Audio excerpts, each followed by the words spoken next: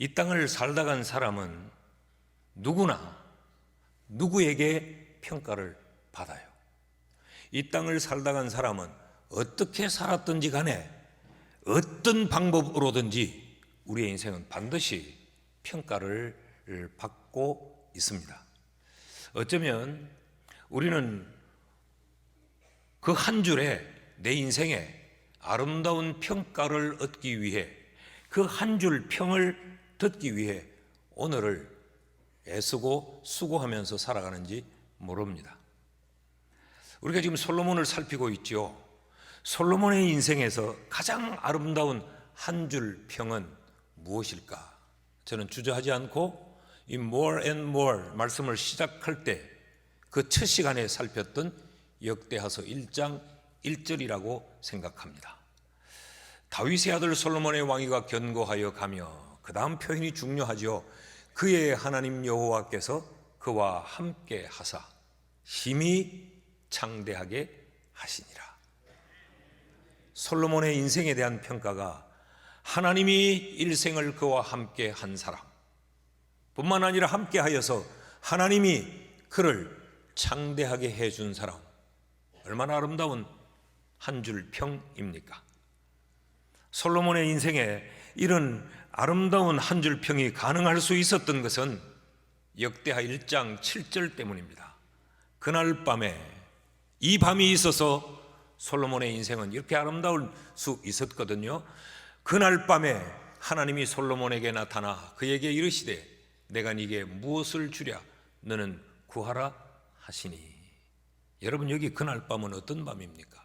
하나님이 솔로몬이 하나님 앞에 제사를 지냈던 밤, 1000번제를 드리고 그 주신 하나님의 은혜에 감사하고 모든 것이 하나님의 은혜입니다라고 그 은혜를 고백하면서 아낌없이 그 하나님 앞에 예물을 드리며 그를 제사했던 그날 밤에 하나님은 그에게 나타나셔서 내가 네게 무엇을 줄까? 너는 내게 구하라. 이것이 솔로몬의 인생이 창대하게 된 것이고, 이것이 하나님이 솔로몬과 함께 하게 된 이유였습니다. 그런데 반대로 솔로몬의 인생에서 최악의 비극적 기록 한 줄은 또 뭘까? 이게 없었으면 얼마나 좋을까요? 그런데 솔로몬의 인생에 비극적인 기록 한 줄도 있습니다. 그것이 바로 우리 지난주에 살폈던 말씀 9절이죠. 솔로몬이 마음을 돌려 이스라엘의 하나님 여호와를 떠남으로. 이것은 솔로몬의 인생의 비극이요, 저주요, 최악이었습니다. 하나님이 그와 함께 하실 수 있는, 그래서 그 하나님으로 말미암아 창대한 삶을 살았던 그 솔로몬이 여호와 하나님을 떠났다. 6절을 다시 띄워주시면 솔로몬이 여호와의 눈앞에서 악을 행하며 그의 아버지 다윗이 여호와를 온전히 따름같이 따르지 않았다. 하나님을 떠났다는 이야기죠. 아무리 생각해도 이해가 안 됩니다. 하나님이 함께 해줘서 하나님으로 말미암아 그 창대한 삶을 살던 솔로몬이 왜 하나님을 떠났을까? 그 떠난 모습이 그 앞절 6절입니다. 6절 말씀을 보시면 솔로몬이 여호와의 눈앞에서 악을 행하며 그의 아버지 다윗이 여호와를 온전히 따르지 않음같이 따르지 않았다. 악한 솔로몬으로 바뀌어지고 맙니다. 이 떠난 자의 비극을 이제 열왕기상 11장에서 기록을 해놓았거든요. 11절 말씀을 보면 하나님을 떠난 자의 이 비극이 어떤가? 여호와께서 솔로몬에게 말씀하시되 네가 이러한 일이 있었고 또 네가 내 언약과 내가 네게 명령한 법도를 지키지 아니하였으니 내가 반드시 이 나라를 네게서 빼앗아 네 신하에게 주리라. 하나님과 함께 할 때 그 견고했던 솔로몬의 왕위가 그 왕위를 주셨던 하나님에 의해서 다시 그 왕위를 빼앗기게 됩니다. 솔로몬에게 있어서 왕위는 솔로몬의 인생입니다. 우리에게 있어서 그것이 사업일 수도 있고, 우리에게 있어서는 내 비전일 수도 있고, 내 인생의 목적이요 의미일 수도 있는데, 그것을 솔로몬은 빼앗기게 됩니다. 하나님을 떠남으로.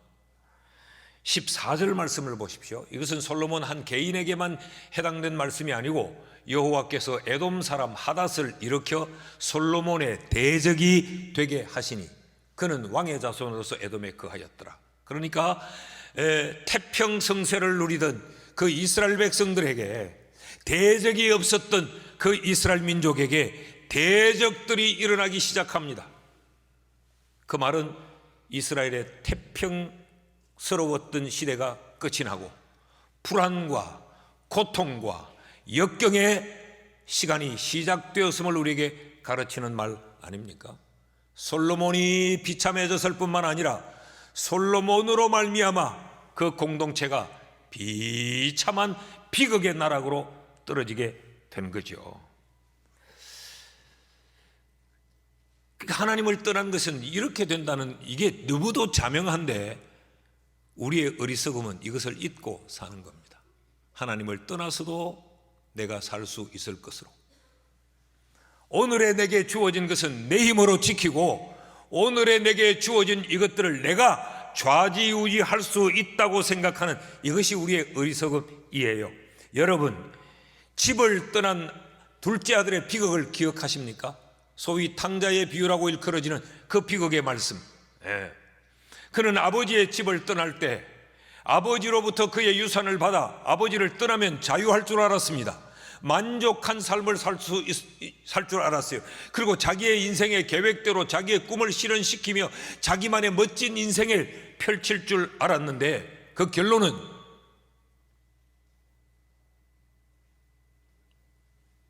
아버지의 재산을 얻은 것도 다 털어버리고 짐승이 먹는 짐승의 울타리에서 거하면서 돼지가 먹는 쥐염 열매를 먹고 살았지 않아요?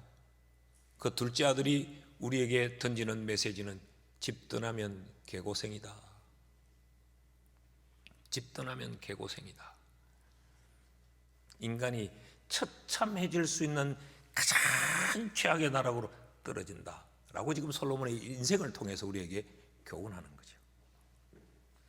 그래서 지난 시간에 복은 하나님으로부터 받아야 하는 것이다. 내가 만드는 것이 아니고 그러므로 하나님으로부터 받는 것이기 때문에 받는 것도 중요하지만 그 받은 것을 지켜야 그것이 내게 복이 된다. 지금까지 우리가 솔로몬을 쭉 살펴볼 때 솔로몬은 정말 멋지면 축복의 사람이었어요. 그런데 그 마지막에 솔로몬은 그 복을 다 잃어버린 것을 보면 우리는 솔로몬을 축복의 사람이라고 말하기에는 선뜻 자신이 없습니다. 축복을 놓친 사람, 비극의 주인공, 어리석음의 표시, 솔로몬에 대해 그렇게 평가할 수밖에 없는 거죠. 오늘도 그 말씀을 지난주에 말씀드린 대로 계속 이어갈 것입니다. 왜 솔로몬은 하나님이 주신 복을 지키지 못했나? 왜 그는 하나님을 떠났을까? 하나님의 복의 근원인데 왜 하나님을 떠났을까? 왜 그는 자기와 함께하여 자기에게 복 주신 그 하나님 앞에서 악을 행했을까? 그가 미련해서 그랬을까요?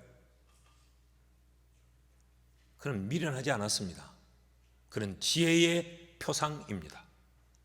하나님으로부터 그는 지혜를 선물 받아 그 지혜로 말미암아 오늘 이 넉넉하고 부유함을 누린 인물이 솔로몬 아닙니까?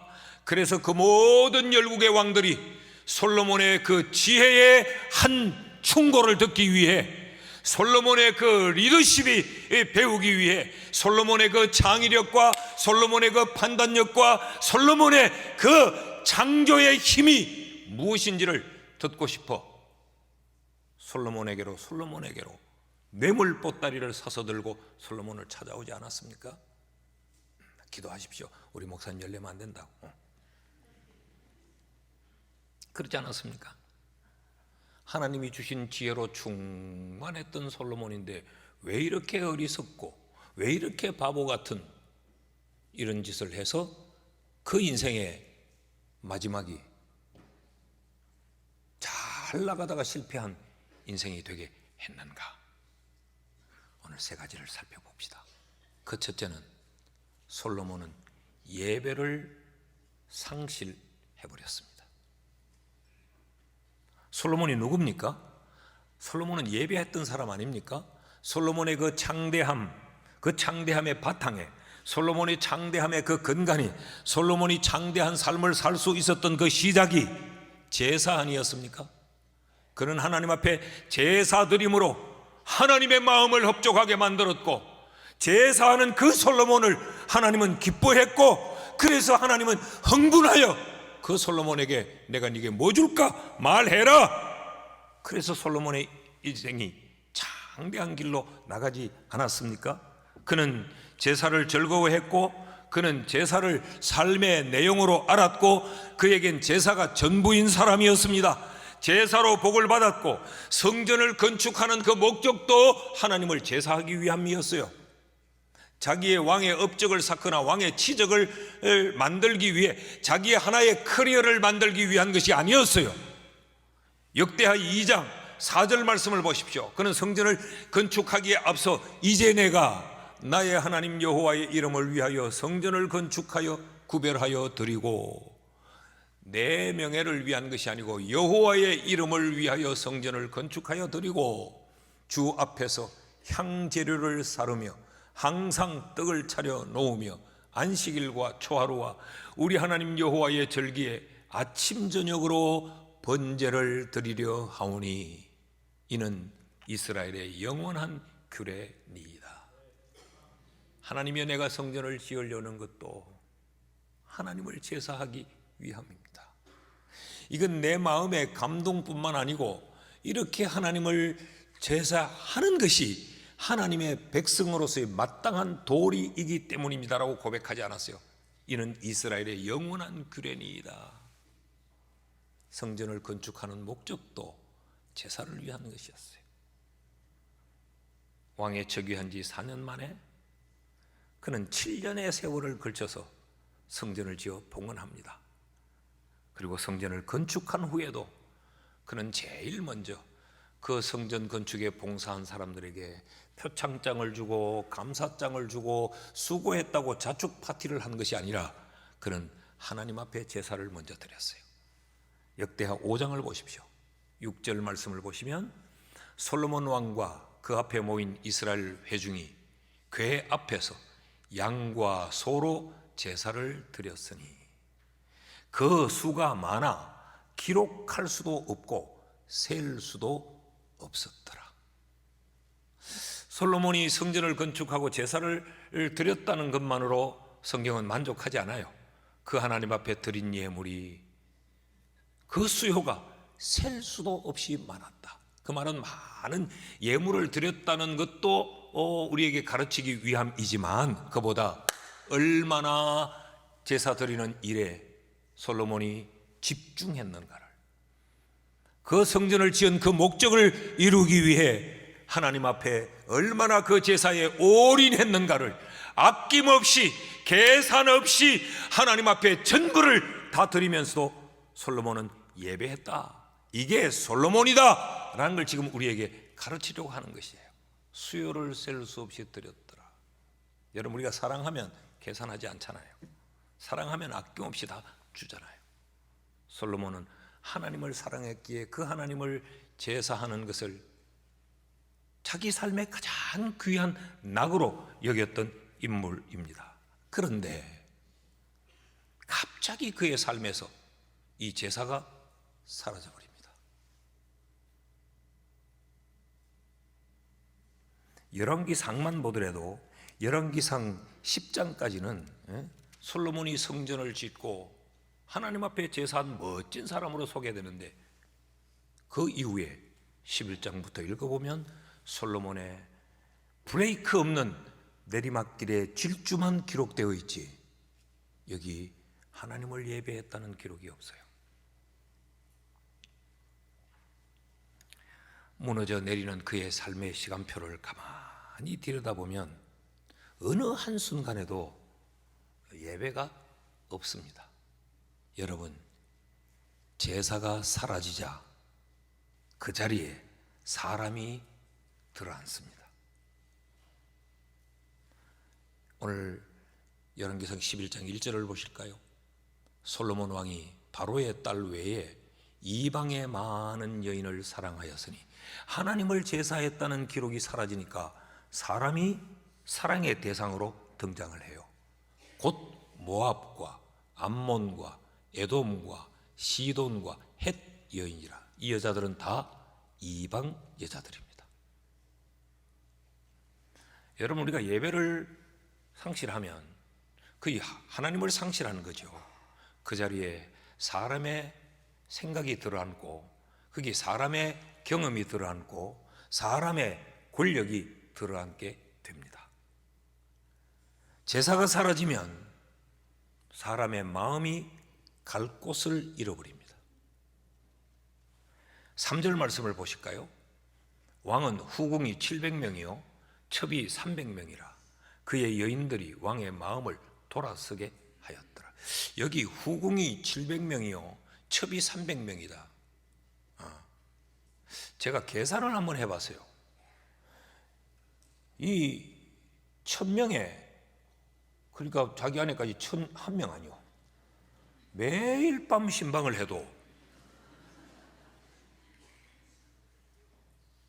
솔로몬도 신방하지 못할 상황이 생길 수도 있고 그 상대도 신방을 못 받을 상황이 생길 수 있는 데인데,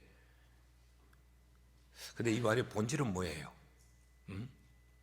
솔로몬이 그 마음이 방황하고 있다는 겁니다. 이 여자의 무릎을 베어도 만족함이 없고 저 여인을 가슴에 품어 안아도 그 마음에 기쁨이 없는 거죠. 그러니까 오늘은 이 후궁, 내일은 저 첩, 솔로몬이 예배를 놓치자 그의 마음이 갈 곳을 잃었다는 것을 우리에게 지금 보여주고 있는 것입니다. 그래서 그는 여호와 앞에서 온전치 못한 사람이 되고 만 겁니다. 한번 따라 하십시다. 예배가 무너지면 인생은 무너진다. 여러분, 예배가 무너지는 것은 인생 실패의 출발선이에요. 예배가 무너지면 그 인생은 이제 이 실패를 향하여 출발하는 것입니다. 예배가 무너지면 그것은 신앙이 붕괴하는 시로탄입니다. 신앙이 무너질 때 예배가 상실되는 것으로부터 신앙이 무너져요. 예배가 무너지는 것이 축복을 상실하게 되는 결정적 원인이 됩니다. 여러분, 이사야서 43장 7절에 보면 내 이름으로 불려지는 모든 자, 우리를 말합니다. 우리를.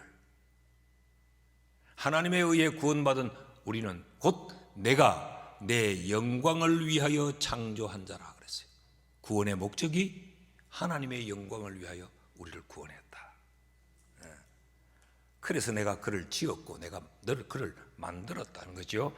이어지는 43장 21절 말씀을 같이 읽어봅시다. 시작.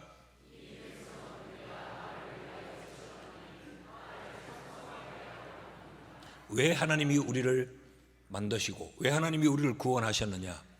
땅의 것을 경배하고 소망 없는 땅의 것들을 바라보고 살던 우리를 영원한 왕 되신 그 하나님을 경배토록 우리를 불러주셨다는 거죠.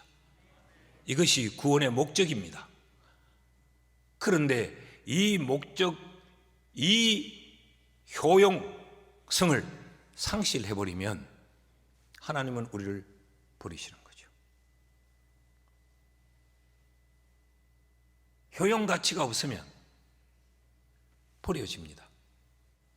오늘 우리는 세상에서 대단히 화려해 보이고 가치 있어 보이고 우리가 잘나 보이고 대단한 것처럼 보여도 우리의 주인이신 하나님이 쓸모 없으면 버립니다. 예배를 놓친 사람을 하나님은 사용하지 않습니다.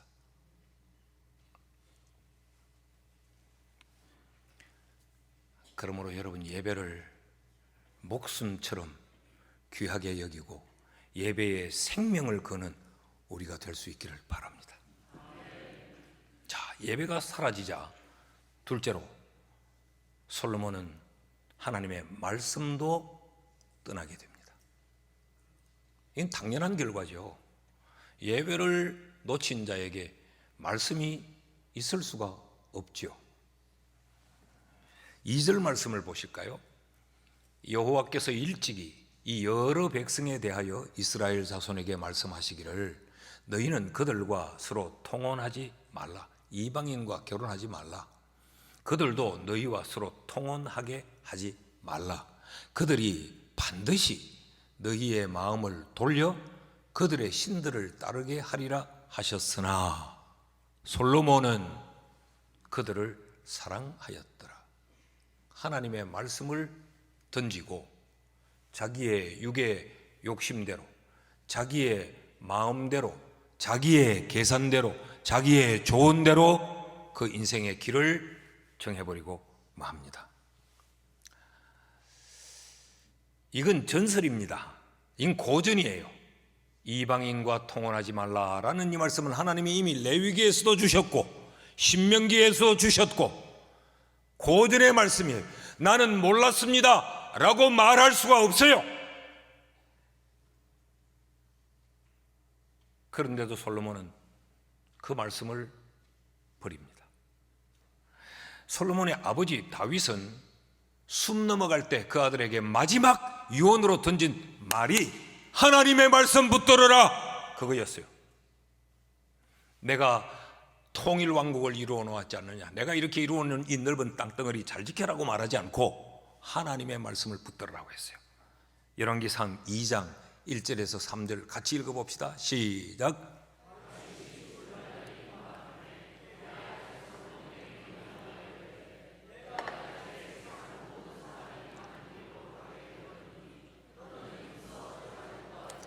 네 하나님 여호와의 명령을 지켜 그 길로 행하여 그 법률과 계명과 율례와 정거를 모세의 율법에 기록된 대로 지키라. 그리하면 네가 무엇을 하든지 어디로 가든지 형통할지니라. 이것이 에비가 숨 넘어가며 그의 자식이 행복하고 그의 자식이 성공하기를 바라면서 남겨준 유언이에요. 그런데도 솔로몬은 하나님의 말씀을 놓습니다. 자, 솔로몬이 하나님의 말씀을 놓아버리고 그의 인생이 내리막 롤러코스터를 탈 때 하나님은 성전 건축 후에도 당부를 합니다. 그렇게 성전을 건축하고 난 다음 솔로몬이 다 이루었다. 그래서 긴장이 풀려지고 넘어질까 봐 하나님은 그 성전 건축을 완공하고 난 이후에도 당부해요. 열왕기상 9장 4절에서 5절 말씀을 보면 네가 만일 네 아버지 다윗의 행함같이 마음을 온전히 하고 바르게 해서 내 앞에서 행하며 내가 네게 명령한 대로 온갖 일에 순종하여 내 법도와 율례를 지키면 내가 네 아버지 다윗에게 말하기를 이스라엘의 왕위에 오를 사람이 네게서 끊어지지 아니하리라 한 대로 네 이스라엘의 왕위를 영원히 견고하게 하리라. 자, 하나님은 솔로몬이 성전을 다 짓고 났을 때 이제 끝이 아니라 이제부터 또 시작이야. 지금까지 받은 그 복보다 더 큰 복을 받아야 하지 않겠니? 지금까지 네가 누려왔던 이 복을 잃으면 안 되지 않겠니? 그러니까 하나님은 솔로몬이 그 복을 받고 그 복을 누리기를 원했던 거죠. 그래서 솔로몬에게 또다시 당부를 했습니다. 말씀을 붙들어야 된다. 말씀을 붙들어야 된다. 말씀 놓치면 안 된다.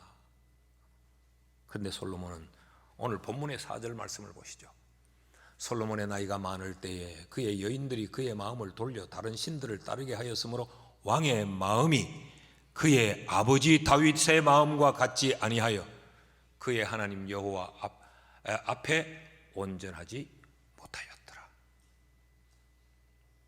하나님 말씀을 놓아버립니다. 6절도 보실까요? 솔로몬이 여호와의 눈앞에서 악을 행하여 그의 아버지 다윗이 여호와를 온전히 따름같이 따르지 아니하고, 결국 하나님의 말씀을 완전히 놓아버리고 맙니다. 이것이 비극의 씨앗입니다. 여러분, 말씀을 놓치면 그의 마음이 사람에 의해 휘둘립니다.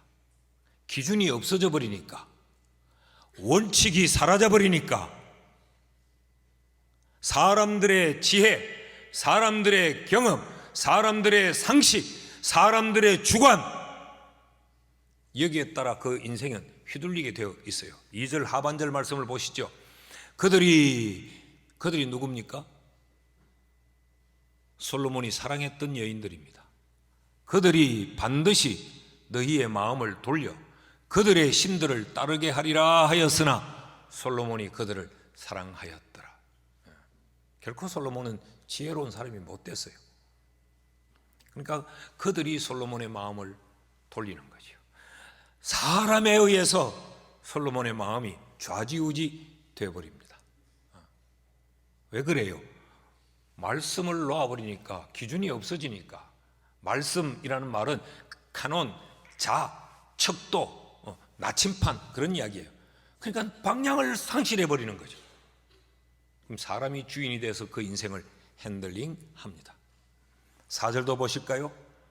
솔로몬이 나이가 많을 때에 그의 여인들이 그의 마음을 돌려 다른 신들을 따르게 하였으므로 왕이 그의 아버지 다윗의 마음과 같지 아니하여 그의 하나님 앞에서 온전하지 못하게 되었더라. 사람이 주인이 되어버립니다. 그럼 사람을 따라 그 인생이 갈팡질팡하게 되어 있는 거죠.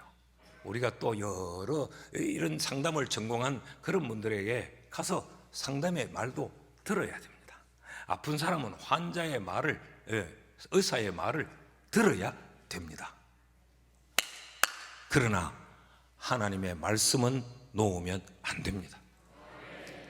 이런 어떤 들어야 될 이런 사람의 말을 무조건 듣지 말라는 이야기가 아니고, 하나님의 말씀을 놓쳐버리면 우리는 사람의 종이 돼요. 사람의 종이 돼요. 왜 그럴까? 여기 보십시오.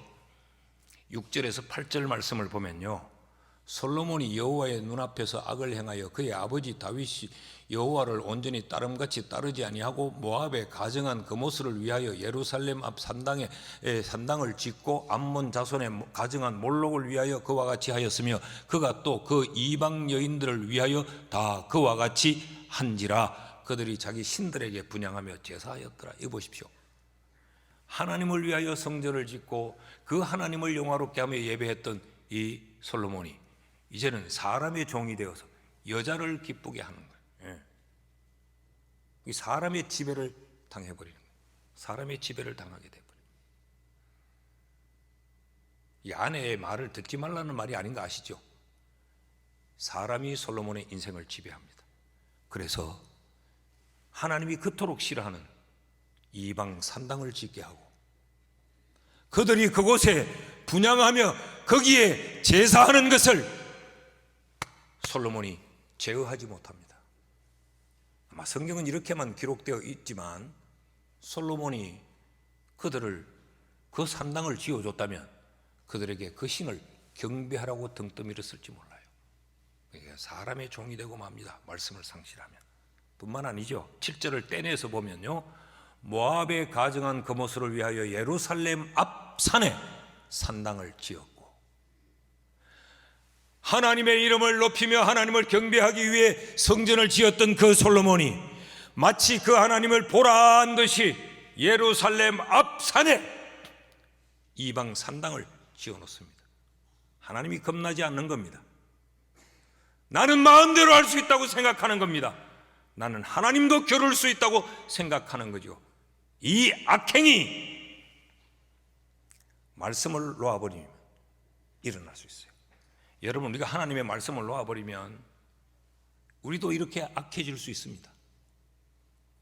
하나님의 말씀을 듣고 하나님의 말씀을 붙들고 있으면 뉘우침도 생겨나고 깨달음도 있고 후회도 하게 되고 회개도 하게 되고, 하지만 말씀이 사라진 그 심령에 뉘우침도 없고 깨달음도 없고 회개도 없어요.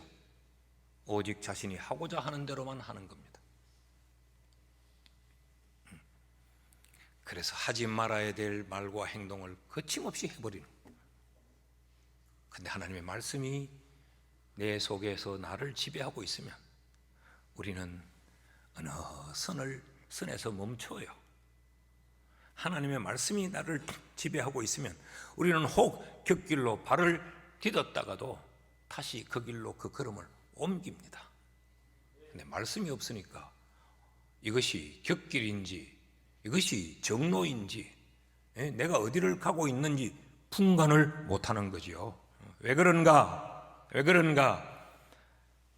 요한복음 1장 1절에 보면 말씀이 하나님이기 때문에, 하나님을 놓쳐버리니 거기에 무슨 거기에 무슨 두려움이 있겠습니까? 요한복음 1장 1절에 태초에 말씀이 계시니라, 이 말씀이 하나님과 함께 계셨으니 이 말씀은 곧 하나님이시니라.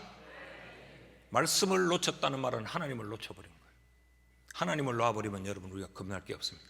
우리가 그래도 요만큼 사는 것은 하나님 때문에 겁이 나서 요만큼 사는 거 아니에요?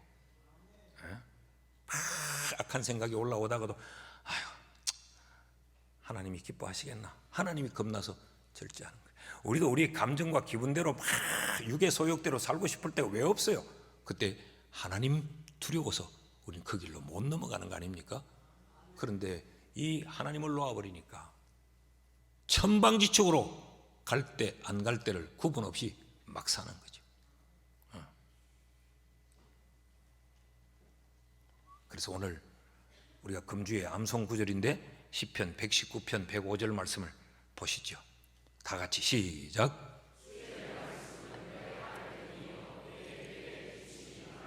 주의 말씀이 내 발의 등이기 때문에 우리는 밝은 길을 가게 되고 어느 것이 험하고 어느 것이 험하지 않는지를 구분할 수 있어요.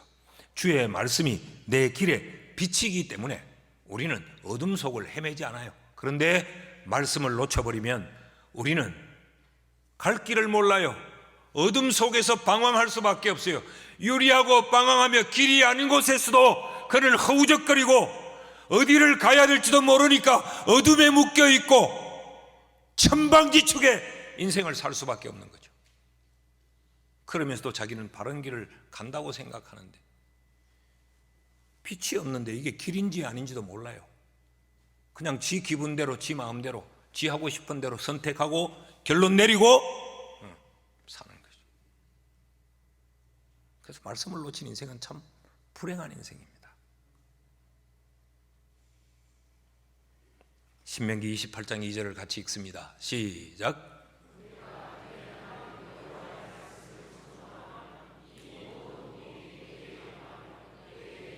믿으시면 아멘. 하나님의 말씀을 붙잡으면 하나님이 우리를 붙잡으실 것이기에 온 우주의 주인이신 그 하나님이 우리를 부욕해 하시고 우리를 평안케 하시고 우리를 형통케 하십니다. 여러분 말씀을 가까이 하는 우리 성도들이 다 되실 수 있기를 주의 이름으로 축원합니다. 셋째로, 자, 예배를 놓치니까 당연히 그는 말씀 없는 삶을 살게 되죠. 말씀을 놓치면 하나님이 그에게 주시는 인생의 기회를 놓치게 됩니다. 솔로몬이 이 축복의 자리에서 이제 내리막길에 들었을 때 하나님이 솔로몬이 지금 위태로움을 보시고 그에게 경고하십니다. 9절과 10절 말씀을 보시면요, 솔로몬이 마음을 돌려 이스라엘의 하나님 여호와를 떠남으로 이제 이게 죽을 짓을 하고 있는 거죠. 여호와께서 그에게 진노하시니라. 여호와께서 일찍이 2번이나 그에게 나타나시고 이 일에 대하여 명령하사 다른 신을 따르지 말라 하셨으나 그가 여호와의 명령을 지키지 않았다. 여기 두 가지 표현을 주목해서 보십시오. 하나님이 일찍이 이 말씀을 주셨다. 일찍이. 그 말은 무슨 말이에요? 솔로몬이 완전 땅바닥으로 추락하기 전에 하나님이 경고했다는 이야기입니다. 일찍. 그러면 안 된다. 그러면 망한다. 그건 옳은 방법이 아니다. 그렇게 살지 마라 라고 하나님이 경고하신 거죠. 복을 잃지 않도록. 그런데 이 말씀을 일찍이 하셨을 뿐만 아니라 오늘 성경은 2번이나 말씀하셨다 그랬죠. 이 2번이나 라고 하는 것은 하나님이 그에게 회개할 기회, 돌아설 기회, 정신 차릴 기회, 무너지지 않을 수 있는 기회를 하나님이 그에게 주셨다라는 의미입니다. 2번이나 말했다. 깨닫고 돌아설 충분한 기회를 주었다는 거예요. 그런데 그는 그 기회를 놓치고 맙니다. 이것은 하나님의 말씀을 끝까지 놓치는 것, 이 기회를 거절하는 것은 자존심도 아니에요.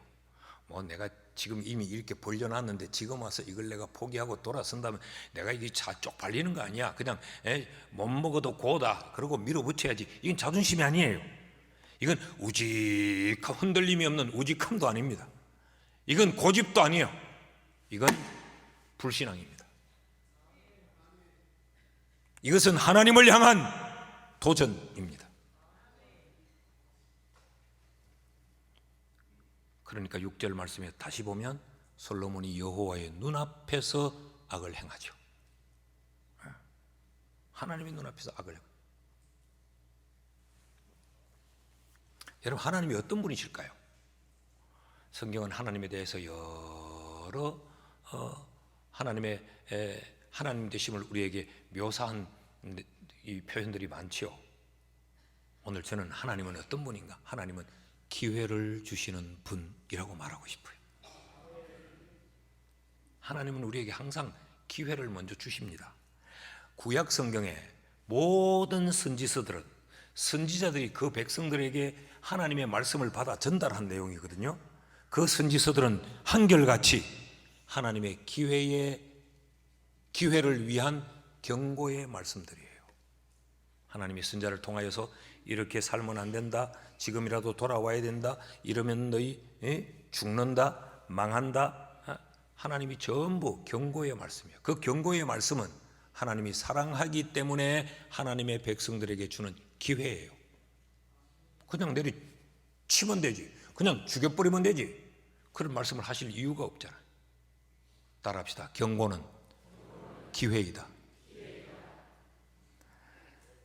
하나님은 재앙을 내리실 때, 하나님은 징계하실 때, 하나님은 하나님의 진노를 집행하실 때 먼저 경고의 말씀으로 기회를 주세요.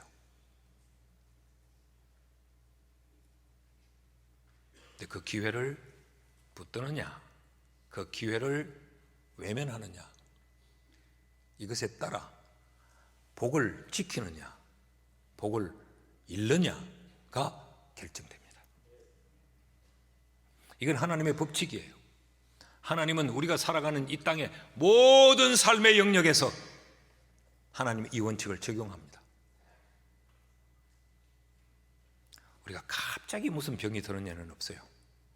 그 전조증상이라는 게 있습니다. 근데 우리는 결과만 보니까 갑자기 그랬다 하지만 갑자기 그런 건 아니에요. 다 경고가 우리에게 옵니다. 돌아설 수 있는 기회를 우리가 못 잡고 못 붙들었기 때문에 그렇지. 건강만 그럴까요? 우리의 이 기후도 마찬가지잖아요. 연구하는 학자들은 몇십 년 뒤를 내다보면서 지금 기후의 위기다, 기후의 위기다 라고 말하지만 우리는 그것이 우리에게 현실적으로 다가오지 않기 때문에 뭐 그럴락고 뭐 그러면 아직까지 멀었지, 그 경고를 우리는 지금 기회라고 붙들지 않으면 그때가 되면 우리는 그런 불행을 경험할 수밖에 없잖아요. 여러분, 지금 이 예배가 하나님이 우리에게 기회를 주시는 경고입니다. 오늘 이 말씀이 지금 내가 가지고 누리고 있는 것을 잃지 않도록 하나님이 우리에게 기회로 주시는 경고의 말씀입니다.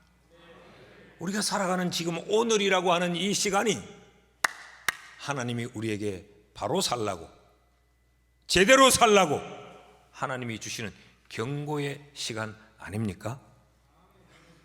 시편 90편 10절 말씀을 보시죠. 우리의 연수가 70이요 강건하면 80이라도 그 연수의 자랑은 수고와 슬픔뿐이요 신속히 가니 우리가 날아가나이다. 여러분, 세월은 참 빠릅니다. 이 세월의 빠름은 우리에게 기회란 늘 있는 것이 아니라는 이야기입니다. 기회라고 하는 말은 뒤가 없다는 이야기예요. 기회라는 말은, 기회는 머리숱이 앞으로만 막 머리가 늘어나 있어요. 그러니까 나를 향하여 올 때는 그 기회를 잡을 수 있지만 나를 싹 스쳐 지나가는 순간에는 잡을 것이 없습니다. 그게 기회입니다. 우리의 인생이 유스와 같다고도 말을 하고 흐르는 물처럼 그때 잡지 않으면 지나가 버리는 거예요. 성경은 우리의 살아가는 이 세월이 살 같다 그래요. 화살처럼 핑 지나가면 끝이라 그랬어요. 여러분, 오늘 주신 말씀에서 무엇을 깨닫습니까? 우리의 지금까지 예배 생활을 한번 돌아봅시다. 제가 제일 듣기 싫은 말이 뭔지 이제 아시죠, 여러분? 예배 결석했는데 전화해서 왜 주일날 예배 못 왔느냐라고 물어보면 바빠서 못 왔다는 말이 제일 싫습니다. 아파서는 못 나올 수 있습니다. 바빠서 못 나왔다. 그 말은 그 사람에게 예배가 귀하지 않다는 이야기예요. 예배의 가치가 내 바쁨에 밀리는 거죠.